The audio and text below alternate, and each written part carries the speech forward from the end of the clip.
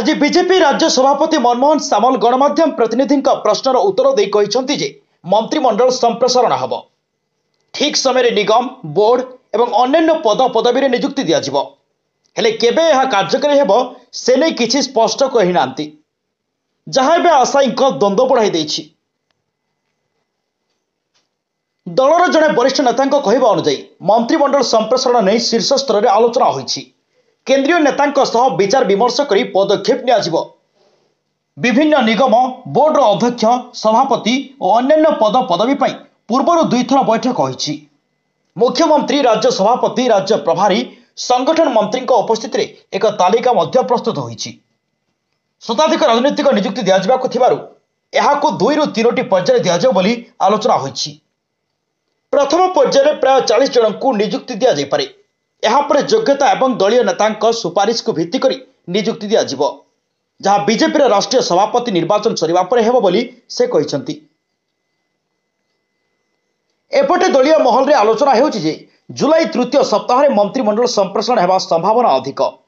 यहाँ विभिन्न निगम बोर्ड एवं अन्य पद पदवी पर 2 रु 3टी पर्याय नियुक्ति दिज्व। एसबु पर मंत्रिमंडल केवल संप्रसारण हेब ना वर्तमान केतेक मंत्री बाद पड़े। बहु मंत्री पाखरे 3 रु 4टी विभाग थिबारु सेमानंक हाथर क्यों विभाग जीव सेमानंक पसंदर विभाग रहिबो ना छड़ाई नियाजिव से चिंता क्षमता कॉरिडोर रे चर्चा जोर धरिछि। सबुठारु बड़ कथा है मंत्री माने निजर वर्षकर रिपोर्ट कार्ड मुख्यमंत्री को देथिले। तेबे सेमानंक रिपोर्ट को केते गुरुत्व मिलिला मंत्री पद रहिबो कि नहीं से नहीं द्वंद्व रे अछंती। आशायी विधायक माने भी गतकाल ठारू क्षमता कॉरिडोर रे धाँ धपड़ आरंभ कर देलेनी। 2024 निर्वाचन में बीजेपी 78टी आसन रे जीति सरकार गठन करथिला। एथिरे 54 जन नुआ विधायक 24 जन पुराना विधायक। मंत्रिमंडल रे मुख्यमंत्री को बाद दे 21 जन सदस्य सामिल हेबार नियम थिबारु पुराना विधायक माने भाबिथिले सेमानंक भितरु प्राय समस्ते मंत्री हेबे। 2-4 जन नुआ विधायकों को स्थान मिल पारे। किंतु जून 12, 2024 आयोजित शपथ ग्रहण उत्सव एक भिन्न वार्ता देला। 4 थर विधायक होइतिबा मोहन माझी मुख्यमंत्री भाव शपथ नेले। तांको टीम रे 15 जन को सामिल कले। सेथिरे थिले 7 जन पुराना एवं 8 जन नुआ विधायक। पुराना विधायक माने कैबिनेट रे सामिल हो नथिबारु अभिमान करथिले हैं 6टी मंत्री पद खाली थिबारु आशा रखिसंती जे केतेबेले भी सेमानंकु सुजोग मिल पारे। एपटे मंत्रिमंडल रे प्रथम थर जीतिथिबा विधायकंक पल्ला भारी रहिछि। एणु बाकी 40 जन नुआ विधायकों मध्यरु दल आधिपत्य रखिथिबा आशायींकर भी मंत्री पद उपरे आशा रहिछि।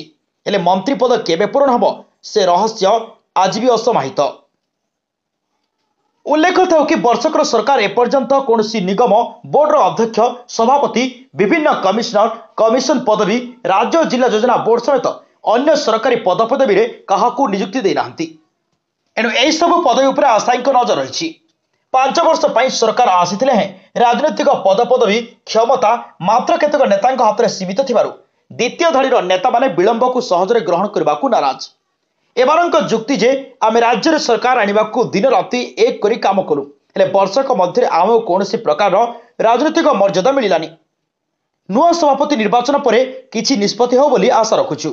आज सभापति संकेत पर भावुछु एसबू खूब शीघ्र पूरण हब।